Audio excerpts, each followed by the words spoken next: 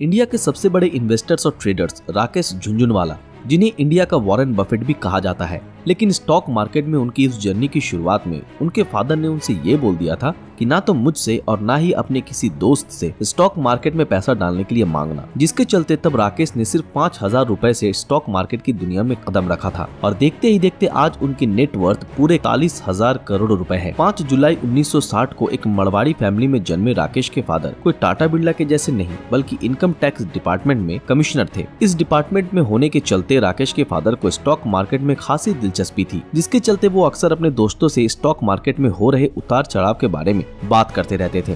जब वो अपने दोस्तों से स्टॉक मार्केट की बात कर रहे होते थे तब 9 साल के राकेश झुनझुनवाला अपने पिताजी की सारी बातें सुना करते थे। इन्हीं बातों को सुनते सुनते एक दिन राकेश ने अपने फादर से पूछ ही लिया कि आखिर स्टॉक मार्केट में इतना उतार चढ़ाव क्यों आते हैं। तो उनके फादर ने कहा कि वो रोजाना न्यूज़पेपर में आ रहे स्टॉक मार्केट की न्यूज को स्टडी करते हैं और नोटिस करते हैं कि जब भी न्यूज़पेपर में किसी स्टॉक की खबर आती है तब ऐसे ही उस स्टॉक के रेट फ्लक्चुएट होने लगते हैं। अपने पिताजी की ये एडवाइस 9 साल के राकेश झुनझुनवाला को कुछ इस कदर पसंद आई कि उन्होंने स्टॉक मार्केट में ही करियर बनाने की सोच ली। पर इसके साथ उनके पिता ने उनसे ये भी कहा था कि वो स्टॉक मार्केट में घुसने से पहले अपनी स्टडी पूरी कर ले। गाइस, राकेश झुनझुनवाला के लिए इस वीडियो पर 1 लाइक तो बनता है, मगर बड़े होने के बाद उनके पिताजी ने उन्हें पैसा देने से और किसी से उधार मांगने से मना कर दिया था। इसलिए राकेश अपने बड़े भैया के पास गए जो कि एक चार्टर्ड अकाउंटेंट थे। यहाँ उन्होंने अपने बड़े भैया के क्लाइंट्स को स्टॉक मार्केट में पैसा लगाने के लिए अप्रोच किया और उन्हें कहा कि वो उन्हें दुगना रिटर्न देंगे। जिसके बाद 2 क्लाइंट्स उनसे अप्रोच भी हो गए, जिनमें से एक ने उन्हें 2.5 लाख और दूसरे ने उन्हें 5 लाख रुपए दिए। इतना सारा पैसा आ जाने के बाद राकेश ने 43 रुपए के रेट से टाटा टी के 5,000 शेयर्स खरीद लिए और महज 3 मंथ्स के बाद ही उनके द्वारा खरीदे गए शेयर्स की वैल्यू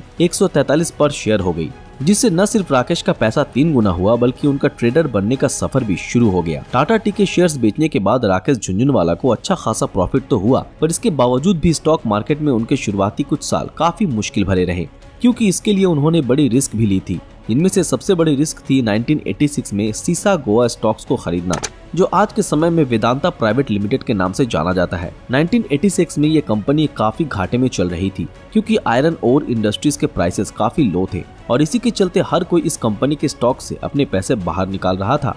लेकिन राकेश ने ऐसा नहीं किया, बल्कि उन्होंने इस कंपनी के 25 से 26 रुपीस के 4 लाख स्टॉक्स खरीद लिए।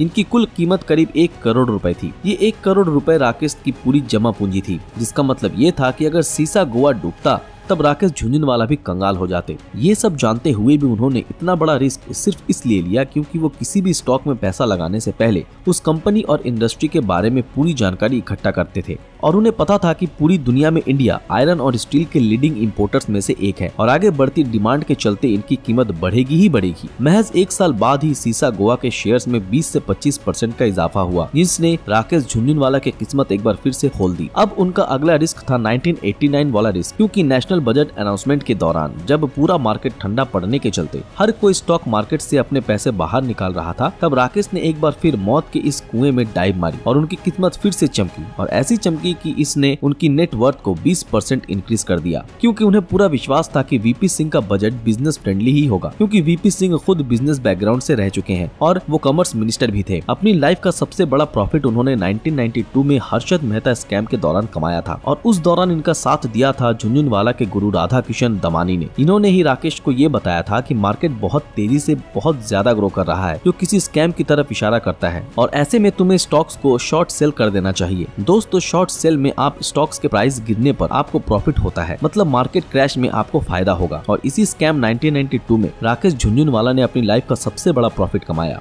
उन्होंने 2002 और 2003 में 5 रुपए के रेट से टाइटन के शेयर्स खरीदे थे और फिर कुछ ही साल में उन स्टॉक्स की कीमत 80 रुपए हो गई थी और फिर दोबारा से 30 रुपए पर गिर गई। मगर राकेश अच्छे से जानते थे कि टाइटन और ग्रो करेगी और हुआ भी कुछ ऐसा ही। जिस टाइटन के स्टॉक्स को राकेश ने 5 रुपए में खरीदे थे, आज उस स्टॉक की कीमत पूरे 2472 रुपए है, जिसके चलते ही झुनझुनवाला ने इससे कुछ ही मिनटों में 900 करोड़ रुपए कमाए थे। उनके मुताबिक बड़े बड़े ट्रेडर्स की स्टॉक इन्वेस्टमेंट को लेकर आने वाली 99% न्यूज फेक होती है, क्योंकि बेफालतू की हाइप क्रिएट करने के लिए फैलाई जाती है। राकेश ने 2003 में अपनी खुद की एसेट मैनेजमेंट फर्म खोली, जिसका नाम रेयर एंटरप्राइज था, जिसका नाम उनकी वाइफ रेखा और उनके खुद के नाम राकेश के शुरुआती लेटर से बने थे। दोस्तों, इसी एसेट मैनेजमेंट फर्म के थ्रू ही राकेश न सिर्फ अपने खुद के स्टॉक्स मैनेज करते बल्कि education, biotechnology, health care, digital entertainment और हॉस्पिटैलिटी जैसे सेक्टर्स में ऑपरेट करने वाली कंपनीज में भी इन्वेस्ट करते हैं। और इसी के जरिए राकेश जी ने बॉलीवुड में भी अपना हाथ आजमाया और इंग्लिश विंग्लिश, शमिताभ और की एंड का जैसी मूवीज बनाई। इतना ही नहीं, अब वो अपनी खुद की एयरलाइंस आकाशा एयरलाइंस भी शुरू किया। राकेश जी के बारे में इतना सब कुछ जान लेने के बाद एक बात तो आपको समझ आ ही गई होगी कि अगर उन्होंने अपनी लाइफ में इतने बड़े रिस्क न लिए होते तब वो शायद इंडिया के टॉप अमीरों की लिस्ट में ना आ पाते। अब भले ही उन्होंने अपनी जिंदगी हेल्थ सेक्टर में बहुत पैसा क्यों ना इन्वेस्ट कर रखा हो, पर वो इन्वेस्टिंग में इतने बिजी हो गए थे कि ये तक भूल गए थे कि उन्हें पैसा कमाने के साथ साथ अपनी हेल्थ को भी ध्यान रखना चाहिए, जिसका नतीजा ये निकला कि वो पिछले लंबे समय से बीमार चल रहे थे और हाल ही में कार्डियक अरेस्ट के चलते मुंबई के एक हॉस्पिटल में उनकी डेथ हो गई। जिसके चलते हमें एक सीख तो जरूर मिलती है कि हमारी लाइफ में सबसे बड़ा वेल्थ हमारा पैसा नहीं, हमारा सेहत है। तो गाइस, आपके मुताबिक इंसान की जिंदगी में सबसे इम्पोर्टेंट पैसा है या उसका सेहत? कमेंट में जरूर बताएं। अगर ये वीडियो आप लोगों को पसंद आया तो इस वीडियो को लाइक और ज्यादा से ज्यादा शेयर जरूर करें। तो फिर मिलते हैं आपके साथ अगले वीडियो में, तब तक के लिए अलविदा।